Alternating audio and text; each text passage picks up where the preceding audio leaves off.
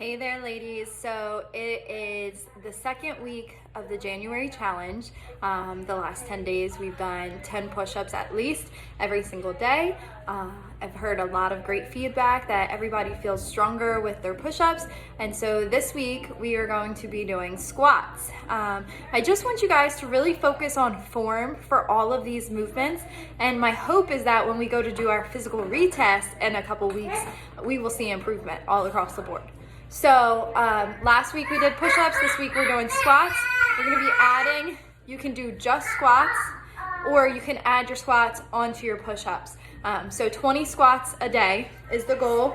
And first and foremost, I wanna talk about shoes and the correct shoe for squat formation.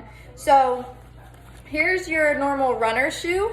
And I know the arch kind of seems like it looks flat from the outside, but it really increases right here in the heel to give you more arch support, more heel support. As a runner, you kind of pound the ground more. So these shoes have a lot of sole support in them, which tends to push you up on your toes when you're squatting. So you tend to do this when you're squatting. You go up on your toes. We don't want that. What we want is you to sit nice and flat, if anything, to be pushing more through your heels.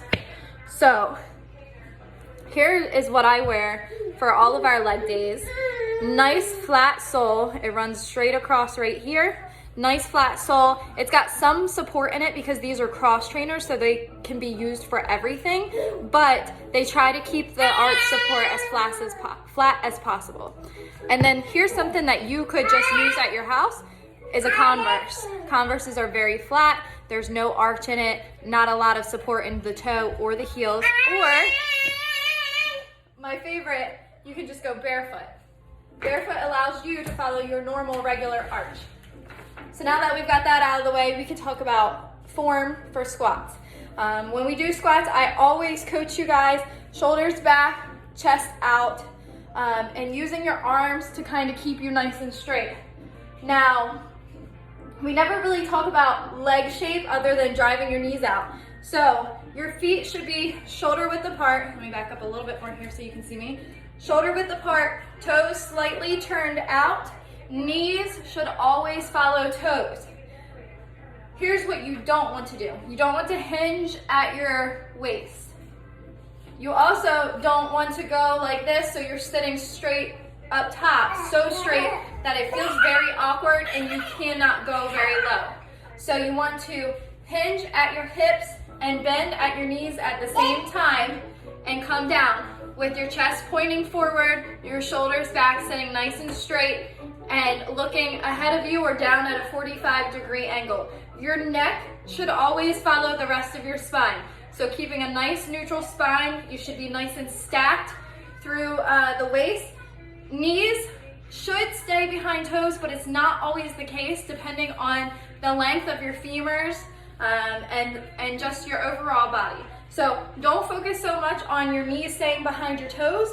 Instead, focus on staying nice and tall, driving those knees out as you stand up, and you should feel like you're gripping the floor with your feet. So as you come up, you should feel like your feet are gripping the floor.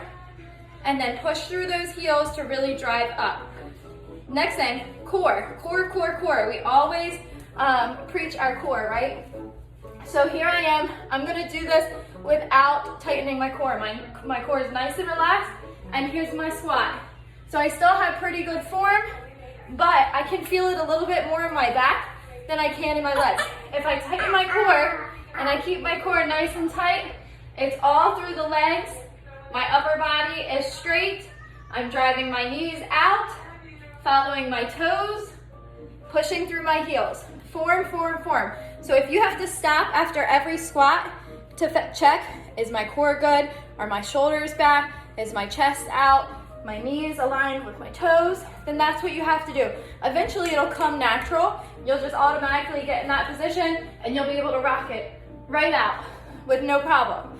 But for now, I want you guys to stop after, maybe your first day you stop after every rep and check yourself. Second day, every 3, every 5, and work your way up until naturally you're just rocking those squats out. You don't even need to check your form. So 20 squats, you can break those up however you'd like, in 5s and 10s. You can rock out all 20.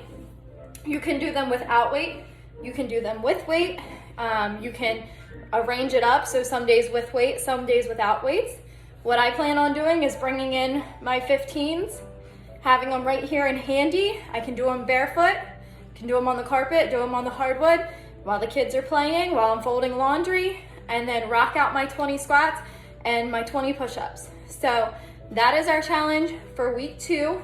That is our proper form. Make sure you check your shoes if you're gonna be wearing shoes during your workouts. And you plan on doing your squats before or after, you might want to take your shoes off real quick if you have something with a lot of arch support. But I think that covers about it all. So just make sure, shoulders back, chest out, knees or feet shoulder width apart, knees follow toes, toes slightly turned out, down, push that floor apart with your feet as you stand back up. Drive through those heels. Make sure you're breathing. As always, inhale coming down, exhale on the way up. Keep that core nice and tight. Inhale down, exhale on the way up, core nice and tight. I like to use my hands out in front of me, so that way I already have my upper body facing up. If I put my hands down beside me, my upper body tends to go down. If I keep my arms up, my upper body stays up. So say bye-bye. Bye-bye.